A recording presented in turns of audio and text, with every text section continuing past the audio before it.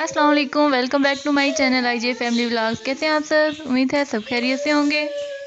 सबसे पहले तो आप मिलिए जैन अजीज़ से, जो कि देखें जलेबियाँ लेकर आए हैं अपने बाबा के साथ जाकर और मज़े से खा रहे हैं।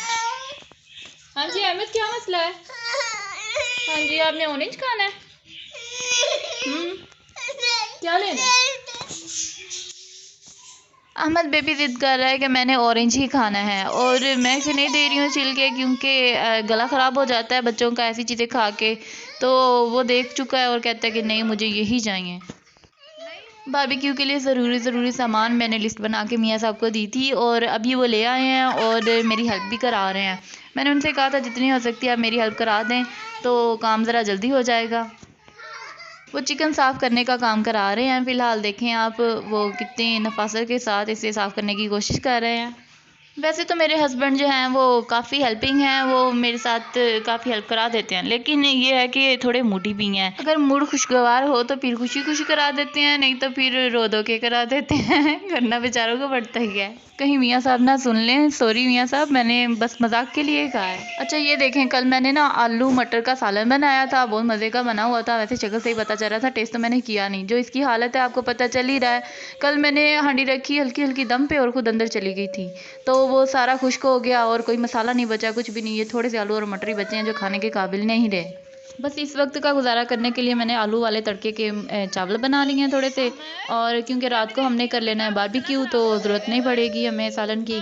और ये देखें जी, अहमद ने अभी तक रटा लगाया हुआ कि है मम्मा प्लीज़ मुझे ऑरेंज दे दे वरना मैं रो रो के बेहाल हो जाऊँगा। तो अहमद साहब को मुबारक हो, मुझे फिर उस पर तरस आ गया और मैंने उसको एक ऑरेंज जो है वो पील ऑफ करके दे दिया और वो मज़े से लगा हुआ है इसका ऑपरेशन करने। खाता कम है और उसका जूस निकाल निकाल के कपड़े ज़्यादा ख़राब करता है। अच्छा जी फ्रेंड्स, ये देखें हमें ना चिकन साफ़ करते करते अचानक से याद आया कि ग्रिल और सलाखें सीखें वगैरह कहाँ पड़ी हुई हैं। ये ना हो के बाद में एंड टाइम पे हमें मिले ही ना, तो फिर हम बीच में ही काम छोड़ के भागे हैं छत की तरफ के चलो देख के आते हैं पहले। मियाँ साहब आगे आगे भागे हैं, उनके पीछे मैं भागी हूँ और मेरे पीछे मेरे बच्चे भागे हैं। अच्छा मुझे पता नहीं था कि आयशा बाजी लोग के घर पे नहीं है, ऊपर वाली फैमिली, और वो कहीं गए हुए हैं। जब ऊपर आए हैं हम सीखे वगैरह ढूंढने के लिए तो मैंने देखा उनका दरवाज़ा बंद था और शायद वो कहीं गए हुए हैं। डोंट फाइट जैन दीदी, बुरी बात। ओके चले जल्दी से आए। इतनी सारी सीढ़ियाँ चढ़ने के बाद मेरा तो दम ऊपर का ऊपर और नीचे का नीचे ही रह जाता है, और छत पे पहुंचने के बाद काफ़ी देर मेरा तो सांस ही बहाल नहीं होता। ये है जी हमारी ऊपर की गुमटी, और गुमटी की हालत आप देख ही रहे हैं कि कितना खलारा पड़ा हुआ है, और दो फैमिलीज़ के यहाँ पे सामान पड़े हुए हैं जिसकी वजह से ये इस तरह से ऊबड़ खाबड़ सी जगह बनी पड़ी है। ओहो सॉरी।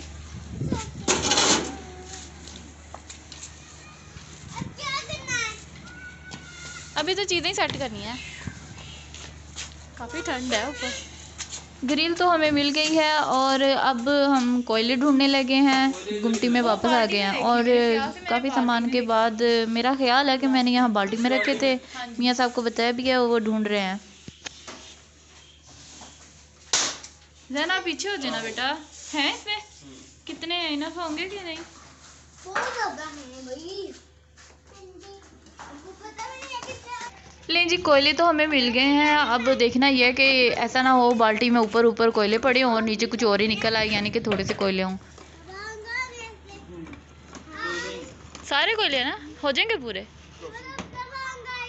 सलाखें ढूंढनी है अभी, सलाखें नहीं ढूंढनी, सीखे सीखे भी ढूंढ लेते हैं।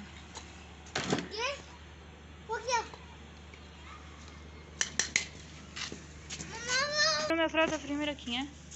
किधर गई होंगी? पॉसिबल है, खलारा बहुत पड़ा हुआ है।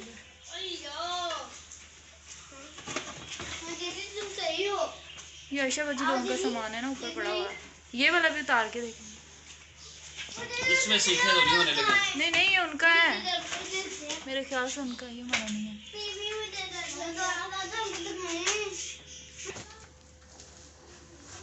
हो सकता है कि उधर हो, ये भी रखते हैं। ऊपर तो सीखें नहीं मिली हैं, अब हम नीचे जाएंगे और नीचे जाके गैलरी और स्टोर रूम में चेक करेंगे, और उम्मीद है कि इन दोनों जगहों में से कहीं ना कहीं तो मिल ही जाएंगी। जितनी देर में हम लोग सीखे ढूंढते हैं उतनी देर आप वीडियो को लाइक कर दें, और अगर अभी तक आपने मेरे चैनल को सब्सक्राइब नहीं किया तो सब्सक्राइब करके बेल नोटिफिकेशन को भी ऑन कर लें मेरी तमाम तर वीडियो, ताकि आप तक बर वक्त पहुँचती रहें। लाइट ऑफ है लेकिन नज़र आ जाएंगे इधर पीछे हैं। एक्चुअली लाइट ऑफ है तो जहाँ जहाँ पर यूपीएस की रज़ाई है वहाँ पर हम तलाश करने की कोशिश कर रहे हैं, तो हमें अभी तक तो नहीं मिली हैं। जहाँ जहाँ मुमकिन था, जहाँ जहाँ याद आ रहा था ना, वहाँ पर हम देख चुके हैं। और अब आखिरी जगह ये बची है किचन कैबिनेट्स की ऊपर वाली जगह। तो ये काफ़ी ऊंची सी है। मियाँ साहब कह रहे हैं कि मेरी नज़र नहीं पहुँच रही है, तो इसके लिए हमें सीढ़ी लानी पड़ेगी।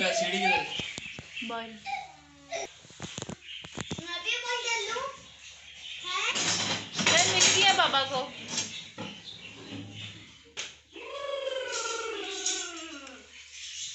आखिरकार इतनी मेहनत के बाद हमें सीखे मिल ही गई हैं, और यहाँ सब देख के कितने खुश हो रहे हैं। हमें टेंशन थी काफ़ी कि ऐसा ना हो सीखें कहीं और से हमें हायर करनी पड़े, कहीं ना कहीं से मांग के इंतज़ाम करना पड़े, तो अपने घर जो पड़ी हुई हैं वही मिल जाए तो अच्छा है। मुझे बोनफायर डिनर करने का बहुत शौक़ है, मुझे बहुत पसंद है। तो मुझे ना ये जो लकड़ियों की स्मेल स्मोक आती है बहुत अच्छी लगती है, और साथ साथ में ठंडे में बैठी हो ना खुले लॉन वगैरह या छत पे, तो साथ में आग सेक रहे हो तो डिनर करना बहुत अच्छा लगता है। या वैसे भी कभी बैठना, ऐसा टाइम स्पेंड करना मुझे बड़ा पसंद है। मगर मियाँ साहब जो हैं वो कहते हैं बेगम छोड़ो, क्या है, पहले सर्दी लगवानी है, फिर जो है वो खुद को हीट दिलानी है तो नहीं मानते होते। आज बारबेक्यू के बहाने से मैंने फिर उन्हें कह दिया है कि प्लीज़ ग्रिल के अलावा भी जो है ना वो आपने लकड़ियों का इंतज़ाम करना है, ताकि मज़े से हाथ सेकें।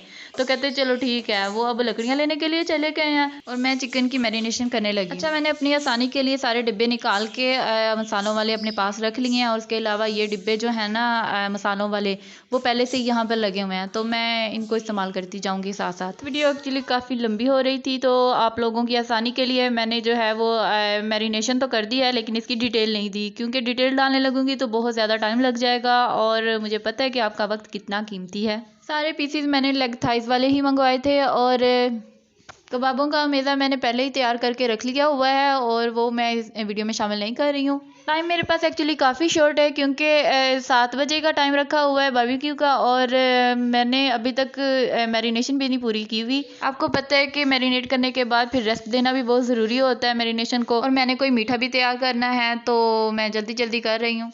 एक्चुअली मियाँ साहब के 2 भांजे, एक गुजरांवाला से और एक सरदार सिटी से, उसामा और जैद आए हुए हैं, तो उनका हमने खाना करना था, और खाने के तौर पे मैंने सोचा चलो जी बारबेक्यू कर लेते हैं। अच्छा जी, देखिए मेरा favourite time barbecue time start हो गया है, और मियाँ साहब जो हैं उन्होंने अपनी सीट संभाली हुई है। वो सीखें भी साथ साथ मैनेज करेंगे, और साथ में कोयलों को भी मैनेज करेंगे। ग्रिल के साथ ना एक छोटा सा फैन एक साइड पे लगा हुआ है, और जब कभी आग तेज़ करनी हो या कोयलों में आग जलानी हो तो हम फिर फ़ैन ऑन कर देते हैं। वो जो पास स्विच रखा हुआ है ना मियाँ साहब ने, उसको ऑन ऑफ करते हैं, और जब ऑन करते हैं तो फिर एकदम से आग भड़क जाती है, जिससे काम काफ़ी आसान हो जाता है, और हमें फूंके मारने या फिर वो पंखी झलने वाला काम नहीं करना पड़ता। सीखों पर कबाब लगाने का काम मेरा है, क्योंकि इसमें मेरा काफ़ी एक्सपीरियंस है, और हर बार जब भी कभी बारबेक्यू होता है तो मैं ही ये काम करती हूँ। और इसके अलावा हम पहले तो टिक्के बनाते हैं, आज पहली बार हम लेग पीसेस बना रहे हैं, तो इसको लगाने का मेरा कोई एक्सपीरियंस नहीं है। वैसे तो मियाँ साहब को भी नहीं है, लेकिन जैसे तैसे करके 2-2 सीखे उन्होंने फंसा ही दी हैं। वैसे एक में मैंने लगाया था, एक में जैद ने लगाया था, और एक जो है वो मियाँ साहब ने लगाई थी। और सलाखें जो है वो हमने इतनी ऊट पटांग तरीके से लगाई थी, और हम हंस रहे थे आपस में कि जिसने जो लगाया है ना वही खाएगा, क्योंकि अगर टूट के गिर गया या जल गया तो फिर कोई किसी को ब्लेम भी नहीं करेगा।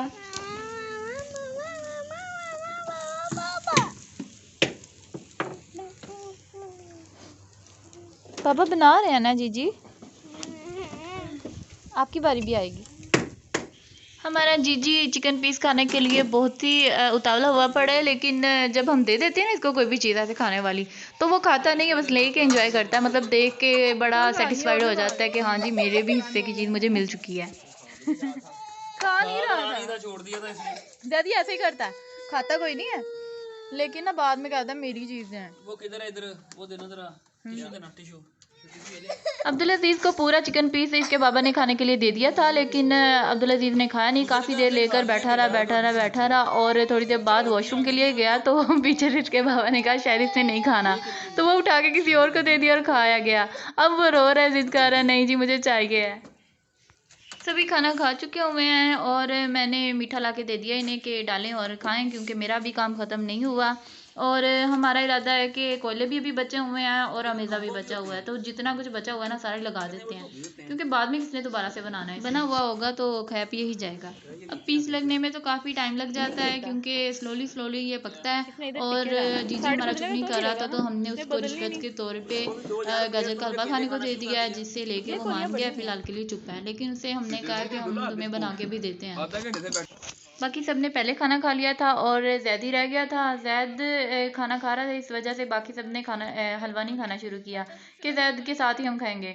और जैद ने जैसे ही खाना ख़त्म किया और खुद फट से हलवा खाना शुरू कर दिया, तो बाकी उससे बातें बना रहे हैं कि हमने तुम्हारा इतना वेट किया और तुमने हमें सुलह भी नहीं मारी।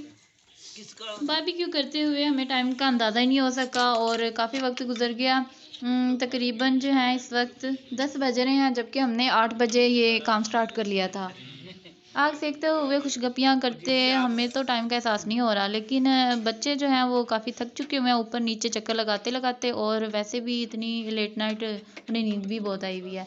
तो जैन देखें चेयर पे ही टिक के सो गया है और जीजी जो है अभी तक तो शुरू नहीं हुआ, उसने भी किसी टाइम ही स्टार्ट हो जाना है कि बस मेरी बस हो गई है, नींद आई है और मुझे ले जाएं बिस्तर पे। मेरा काम ख़त्म हो चुका है और अब मैंने हाथ धो लिए हैं, तो मैंने सोचा कि मैं भी मीठा खा लेती हूँ। तो थोड़ा सा जो है कोली में डाला है मैंने ऊपर, चूँकि बर्तन कम है तो एक दूसरे से शेयर भी कर रहे हैं हम। जब मैं ऊपर लेकर आई हूँ तो इसे दोबारा से मैंने कढ़ाई में डाल के ना अच्छी तरह से गर्म किया था चूल्हे पे, तो उसके बावजूद देखें कितनी देर लगी होगी, आधा घंटा भी नहीं हुआ है और हलवा खूब ठंडा हुआ पड़ा है। गाजर का हलवा तो गर्मा गर्म खाने का मज़ा आता है। ये ज़्यादा गर्म तो नहीं है लेकिन फिर भी मज़े का लग रहा है। अली मोहम्मद के बच्चे 4 बेटे हैं, उनकी एक बेटी है यास्मीन, उसके 4 भाई, 24 बारे हो गए। तो आपके दाना पूछे थे। जब मैं वीडियो शूट करने के लिए कैमरा निकालती हूँ तो सारे मेरा मजाक बनाने लग जाते हैं, हाँ जी व्लॉग बना रही है। इतनी सर्दी उसमें तेज आग, बाद में हमने आग के लपकते शोले थे ले गए थे ले जाके हमने उनको आग कैसे लपकी जा रही है ध्यान से।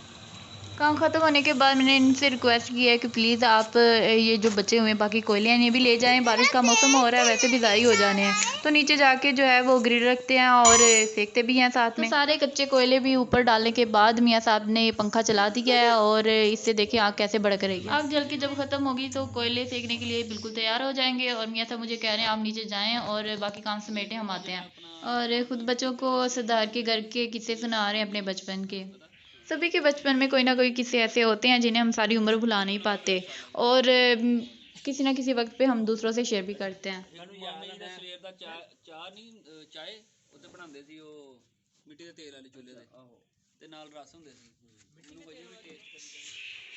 मैं बर्तन समेट के पहले नीचे आ गई हूँ और आप देख सकते हैं कि कितना किचन में खलारा पड़ा हुआ है और ये सारा भी मुझे समेटना भी है।